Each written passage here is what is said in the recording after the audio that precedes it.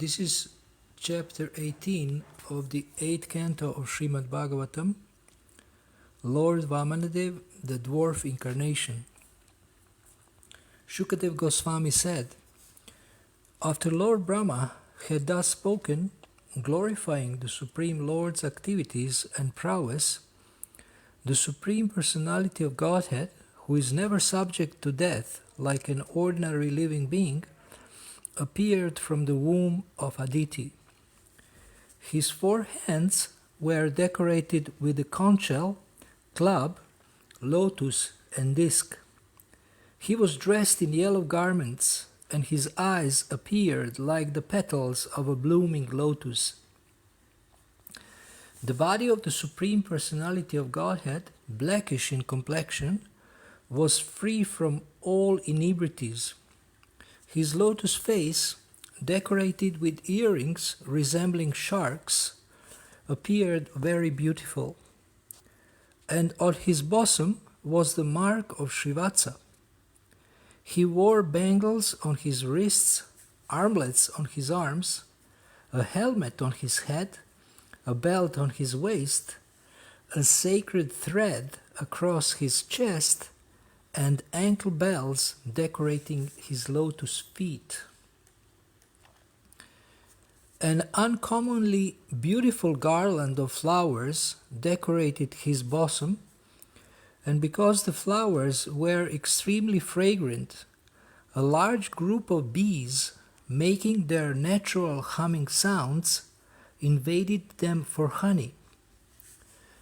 When the Lord appeared, wearing the Kaustuba gem on his neck, his effulgence vanquished the darkness in the home of the Prajapati Kashyapa.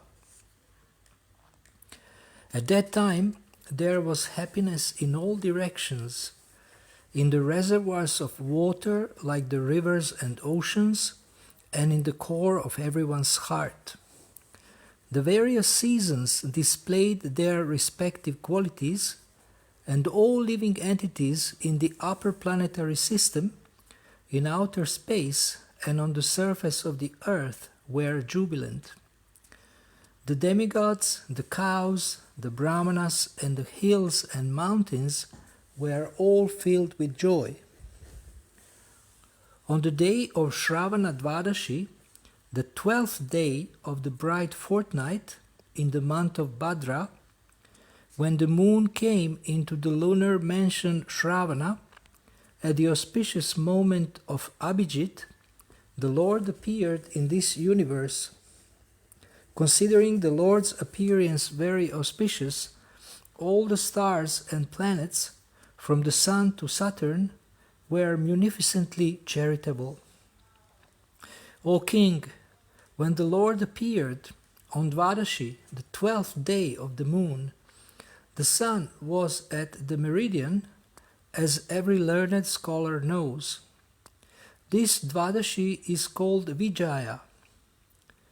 Conch shells, kettle drums, panavas, and anakas vibrated in concert. The sound of these and various other instruments was tumultuous.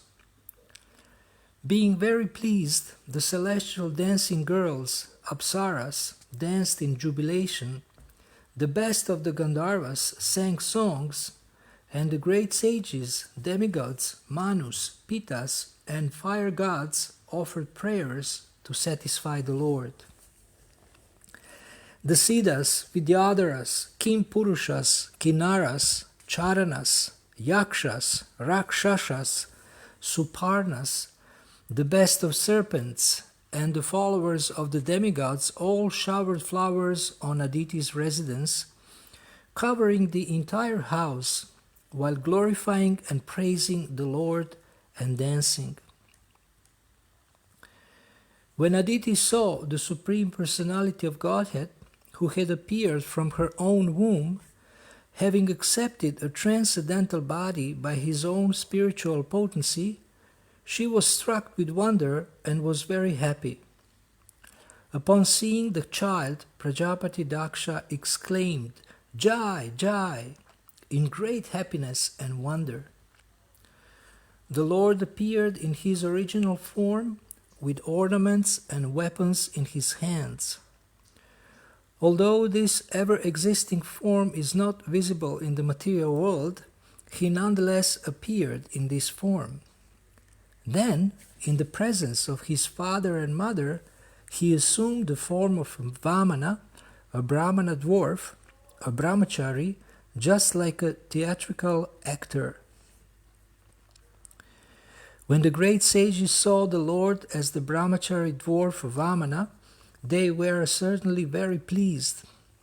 Thus they placed before them Kashyapa Muni, the Prajapati, and performed all the ritualistic ceremonies, such as the birthday ceremony. At the sacred thread ceremony of Vamanadev, the sun god personally uttered the Gayatri mantra.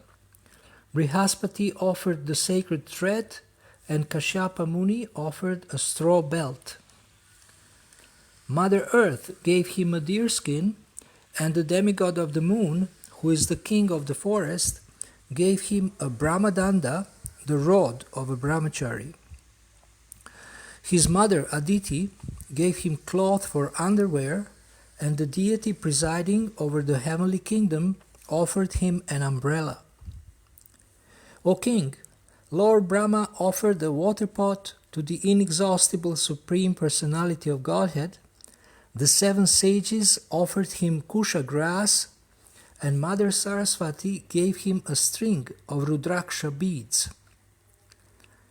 When Vamanadev had thus been given the sacred thread, Kuvera, king of the Yakshas, gave him a pot for begging alms, and Mother Bhagavati, the wife of Lord Shiva and most chaste mother of the entire universe, gave him his first alms.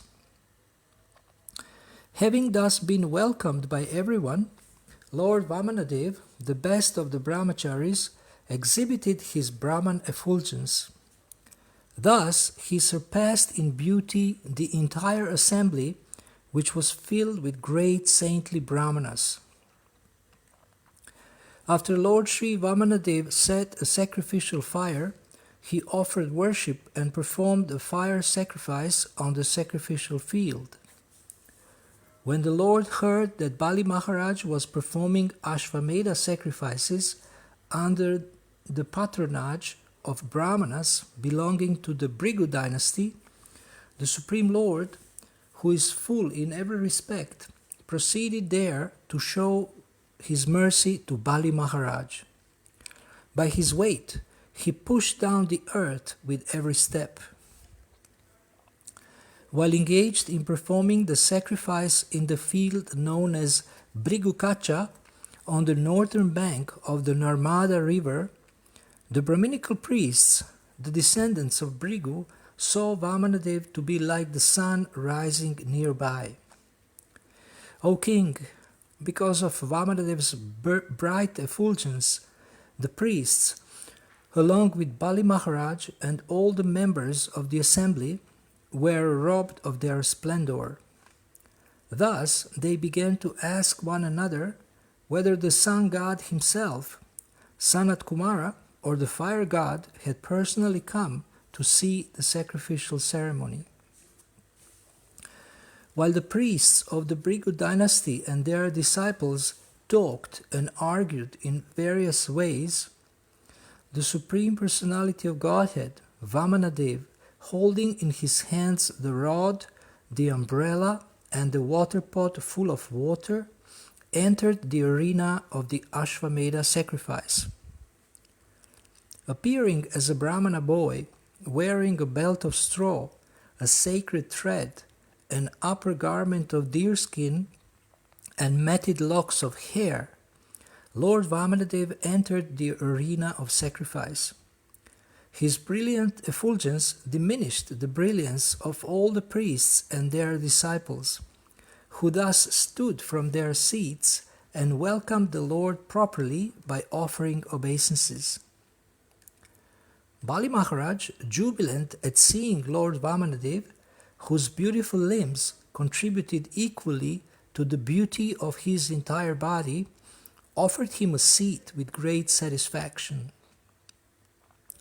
thus offering a proper reception to the Supreme Personality of Godhead, who is always beautiful to the liberated souls. Bali Maharaj worshipped him by washing his lotus feet. Lord Shiva, the best of demigods, who carries on his forehead the emblem of the moon, receives on his head with great devotion the Ganges water emanating from the toe of Vishnu. Being aware of religious principles, Bali Maharaj knew this. Consequently, following in the footsteps of Lord Shiva, he also placed on his head the water that had washed the Lord's lotus feet. Bali Maharaj then said to Lord Vamanadev, "O Brahmana, I offer you my hearty welcome and my respectful obeisances. Please let us know what we may do for you. We think of you as the personified austerity of the great Brahmana sages. O my Lord, because you have very kindly arrived at our home, all my forefathers are satisfied, our family and entire dynasty have been sanctified, and the sacrifice we are performing is now complete because of your presence.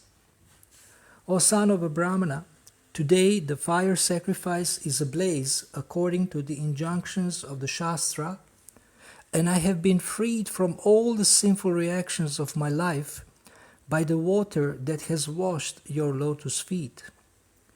O my Lord, by the touch of your small lotus feet, the entire surface of the world has been sanctified. O son of a Brahmana, it appears that you have come here to ask me for something. Therefore, whatever you want you may take from me. O best of those who are worshipable, you may take from me a cow, gold, a furnished house, palatable food and drink, the daughter of a Brahmana for your wife, prosperous villages, horses, elephants, chariots, or whatever you desire."